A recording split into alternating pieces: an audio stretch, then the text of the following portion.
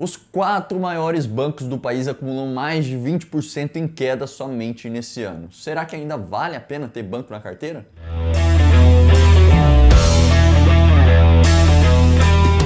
Fala pessoal, Rafael Scaramelli por aqui, sejam bem-vindos a mais um vídeo aqui do canal. Se você ainda não está inscrito, por favor se inscreva, pois sua inscrição é muito importante para que eu continue trazendo mais conteúdos por aqui. E hoje eu vou falar 3 motivos que levaram os bancões a apresentarem retorno negativo nesse ano e qual é a minha visão sobre eles, né? Se ainda vale a pena ou se vocês já podem esquecer de vez. E para ajudar na contextualização de todo esse receio que vem acontecendo ao redor dos bancos, a Levante Investimentos, parceira aqui do canal, fez um estudo sobre o setor bancário no país e as 4 principais ações dos grandes bancos e chegou à conclusão que existem 2 dessas ações que estão baratas, digamos assim, ou seja, que estão abaixo do seu preço justo e pode entregar um bom retorno daqui para frente. Se você quer saber quais são essas 2 ações, vai aqui embaixo do vídeo e baixa o relatório no primeiro link da descrição. Bom pessoal, então os motivos que justificam essa desvalorização exagerada nas ações dos grandes bancos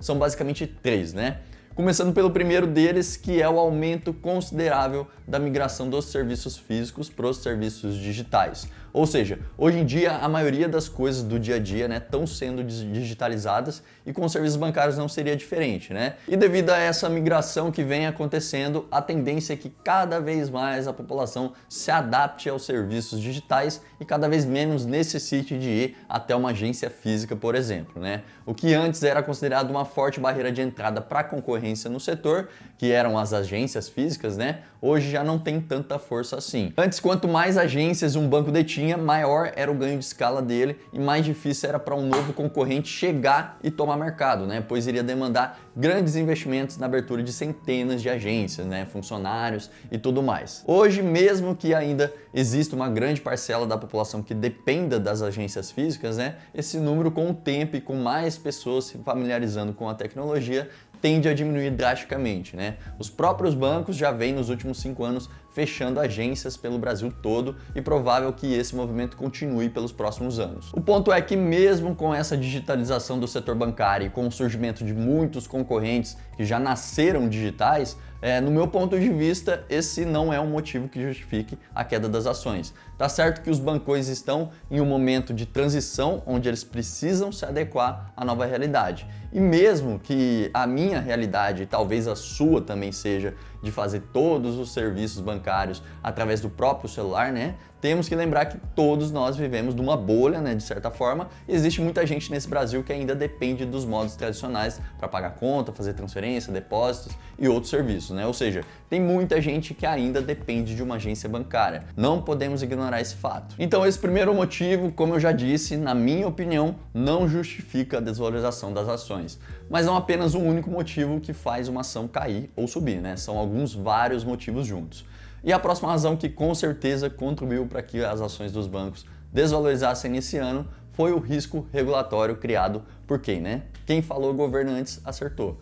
Criado pelos nossos queridos políticos abençoados. Basicamente, um desses riscos regulatórios vem do possível aumento da alíquota da contribuição social, que é um imposto que incide sobre pessoa jurídica e é destinado para financiamento da Seguridade Social. Quando aconteceu a reforma da Previdência lá no ano passado, já haviam aumentado a alíquota do CSLL de 15% para 20% e a proposta apresentada nesse ano foi de aumentar somente para bancos e instituições financeiras essa contribuição para até 50%. Aí depois diminuíram para 25%, 30%, mas no final acabou que não foi para frente e a contribuição se manteve como estava, Já o outro risco para os bancos foi a criação de um projeto de lei que previa limitar os juros de cartão de crédito e cheque especial em 20% ao ano durante o estado de calamidade pública, Foi feita várias alterações, chegou a ser aprovado pelo Senado, mas no Congresso acabou não indo para frente. Então essas 2 situações, automaticamente até serem concluídas, elas criam um ceticismo por parte do mercado em relação aos bancos, o que acaba colaborando mais ainda para que as ações dos bancos não performem bem. No mercado financeiro, pessoal, qualquer empresa que possa de alguma forma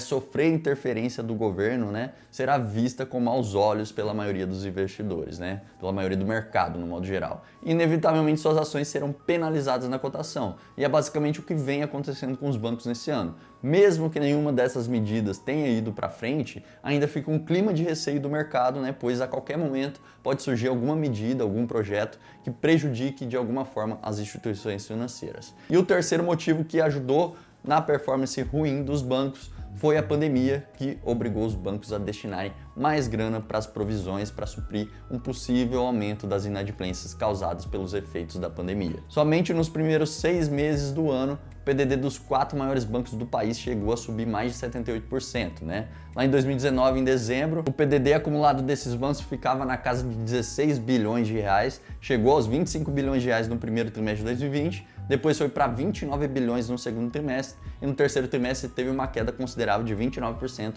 ficando em pouco mais de 20 bilhões de provisionamento. É claro que esse é um modo dos bancos, né, se protegerem do risco de calote, mas que até então não se justifica de acordo com os índices de inadimplências atuais, né? Mas é aquele negócio, a maioria está recebendo auxílio, benefício e tudo mais, mas quando acabar os auxílios aí veremos a real inadimplência, né? Então até o ano que vem acredito que vai existir sim um aumento considerável da inadimplência no setor bancário. E alinhado a isso, e que a gente poderia considerar como um quarto motivo, foi a restrição imposta pelo Banco Central no pagamento de dividendos pelos bancos e instituições financeiras até o final desse ano. Ou seja, todos os bancos nesse ano estão distribuindo menos dividendos do que o convencional e isso, de certa forma, acaba afastando aqueles investidores que estão em busca apenas dos dividendos, contribuindo mais um pouco para que as ações permaneçam em baixa. Mas esse, assim como o aumento do PDD, são fatos pontuais que afetam apenas o curto prazo e para quem investe para longo prazo não deve ter tanta relevância assim. Então, para resumir, existe o risco da adequação ao meio digital. Acho que no curto, médio prazo isso vai ser algo relevante, mas que os bancos vão conseguir se adequar bem. Existe um risco regulatório de interferência do governo. Isso, infelizmente, sempre vai existir, não só com as instituições financeiras, mas também com outras empresas de outros setores. E existe o risco de inadimplência, que aumenta o PDD, diminui o lucro líquido dos bancos e, consequentemente, a distribuição de dividendos. E, mais uma vez, vemos, de certa forma, uma intervenção estatal justificada de restrição dos dividendos, né?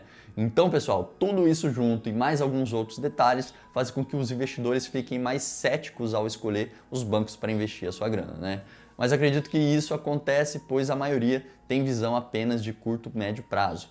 E esses não são motivos suficientes, na minha opinião, de sair dos bancos e boa, né? Para mim, os dois setores mais sólidos e lucrativos da Bolsa são com certeza o setor financeiro, né, que envolve o setor bancário, e o setor elétrico, né? Para quem busca bons negócios, empresas desses ambos setores não podem faltar na carteira. Então, respondendo a pergunta do vídeo, sim, com certeza ainda vale a pena investir nos bancos. E para quem quer saber quais são as duas ações de bancões que os analistas da Levante acreditam estarem abaixo do preço justo, é só acessar o link aqui da descrição.